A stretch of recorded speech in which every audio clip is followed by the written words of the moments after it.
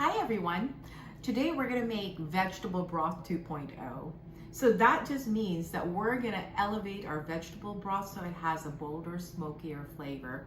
My name is Chris and I am a diabetes nurse practitioner. I want to welcome you to my plant-based kitchen where we make things healthier so we can live longer. So it's winter time again here in San Diego and people are getting the sniffles and maybe hopefully not the flu or the COVID, but what we're gonna do is create some nourishing broth soups so that we can sustain immunity. So what I have here for you today are different kinds of vegetables. These are all organic vegetables from my refrigerator, and you can use whatever vegetables, heartier vegetables mixed in with some flavorful vegetables to create that richness of flavor. So let me just put my gloves on so I can show you the different vegetables that I've already pre-sliced here. We're gonna roast this in the oven at 325 degrees for about an hour. I didn't want to burn them, so I dropped the temperature just a little bit. But you can come closer. You can make different types of vegetable broth, but what I think is a must are onions as well as garlic. And with the garlic here, I've kept them kind of whole. We're gonna strain them later anyway. So, you know, let me just try and separate these things out. So I've got garlic, I've got shiitake mushrooms that are fresh, I've got oyster mushrooms, and this is part of the oyster mushroom. I just took the ends of it, so the uglier parts of it, so I can use that for the vegetable broth. And I have different types of bell peppers here. I got a yellow, an orange, and a green. I also have poblano peppers, and I left the seeds in there. We're gonna strain them later, but I do want a little bit of flavor and heat on there. So these are all of our vegetables, and what I have done, and I've pre-made this for us, if you can come here, is that this is just 2 tablespoons of the white miso and 2 tablespoons of whatever neutral oil that you have. We're gonna mix it in the vegetables here, and we're gonna put it in the oven. So let me show you how we do that. Put that here and here. We're gonna mix up all of these vegetables here. So I put the miso paste in here with the little bit of oil, and we're just gonna infuse that into the vegetables here.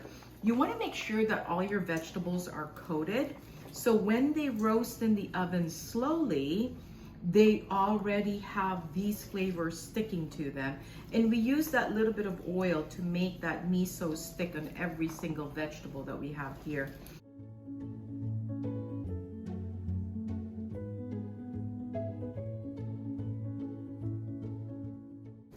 Okay, so what we're gonna do is we're gonna spread this all out, put this in the oven, and roast it for about an hour, and it needs to be kind of golden by the time that we take them out. And the other veggies that we have here, just to let you know, are green onions. This provides a lot of flavor. And these are the leaves of carrots. I like using them too. It deepens that carrot flavor that's in the broth. And then we have other flavors here that we're gonna add later when we put it in a pot with water and then simmer that for an hour. So it's been an hour in the oven at 325. I just turned it off. We're gonna take our roasted vegetables out. And I wish you could smell the house, but everything smells so good. It's very savory. I think the combination of the vegetables plus the miso paste really created this really robust smell that it has right now. In this pot right here, I filled it up with 18 cups of water. And there's no magic to this, but you know, you just want to have at least 1/3 to half of the pot like vegetables, and then the rest are water. And what we're going to do is transfer these vegetables into the pot here with the water already, plus these other things that we're going to add. So let me show you. While this thing is cooling, I'm going to put the carrot leaves in there.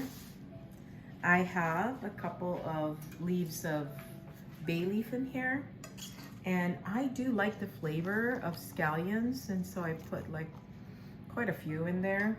There. We want to extract as much flavor as we can from there. And then let's put all of our roasted vegetables. Now you can see some of the darker ones here. Those are not burnt, those are actually kelp. And kelp is very nutritious. It has iodine in it, but more importantly, it does help support our health. And so I like to put that. Plus, it carries very good flavors. And so that goes in here as well. Silicone is not as hot, so I can touch it. It smells wonderful. Okay.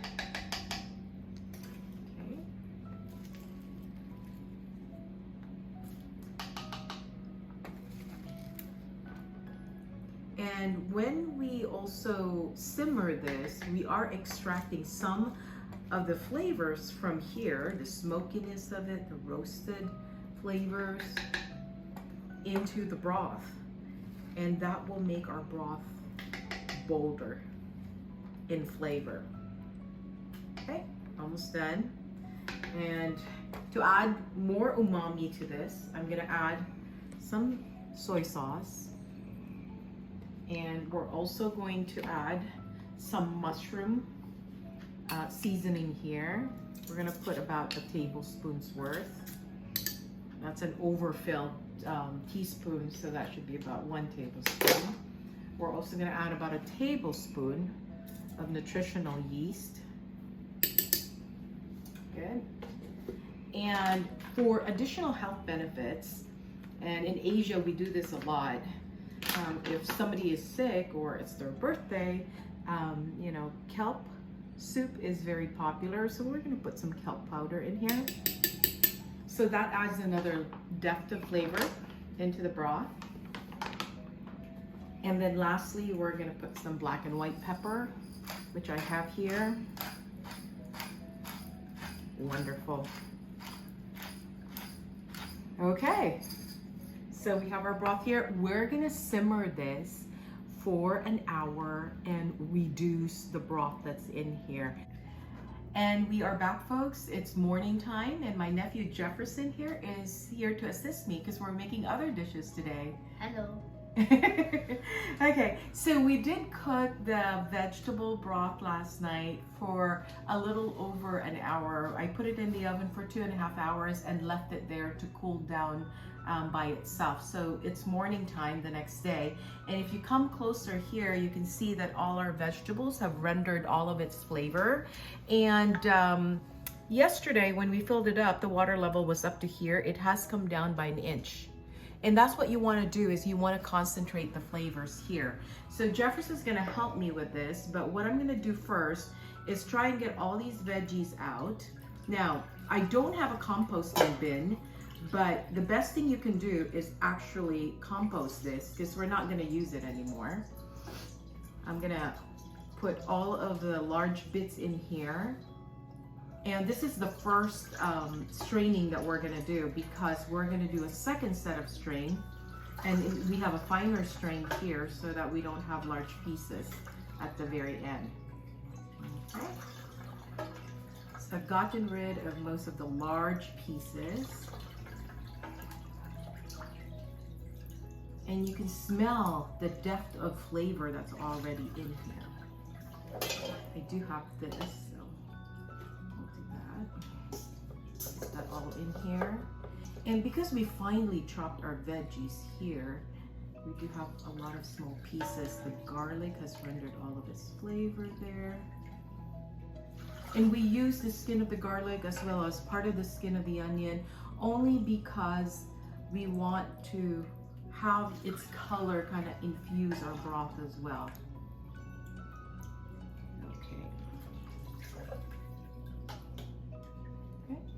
Trying not to make a mess here. You recognize all the vegetables in here, Jefferson? No. What do you recognize in there? Carrot. Yeah, you got the carrots in there. Spinach. Actually, this is the leaves of the carrots. You know the top, what we call the carrot tops? Yeah. Mushroom. Mushroom for sure, yeah. And I mentioned the garlic and the onions. And then the long strands there, you recognize that. You eat that. Scallions. And there's other, yeah, lots of peppers. I actually put like green peppers in here, yellow and orange. And you recognize this one here? You probably don't because you eat them crispy. Seaweed. Yes, you're right. Yeah. So I add that in there because it's really good for our health. And so when you're making broth and we want to sustain health, you want to put a little bit of seaweed. It's a good source of different types of micronutrients as well as iodine, which helps regulate our thyroid hormone. So it's really necessary in our diet.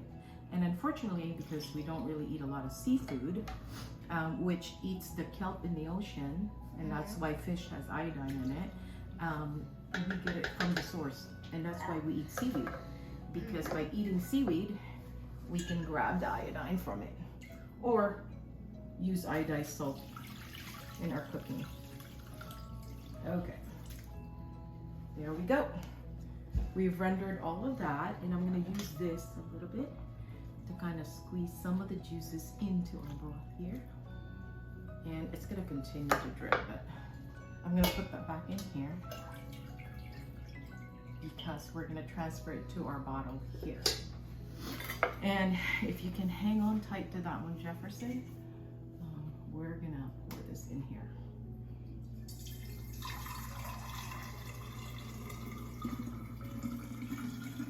And we probably have more broth than what the bottle can hold, but yep. Here we go. Put it on here, thank you, and use the lid. There you go. Very nice. Can you lift it up? Show it on the camera. Do you see our rich, bold broth that we had made? I hope you tried to make this at home. It's really easy. Thank you very much for joining us today, and we hope to see you again on our next video.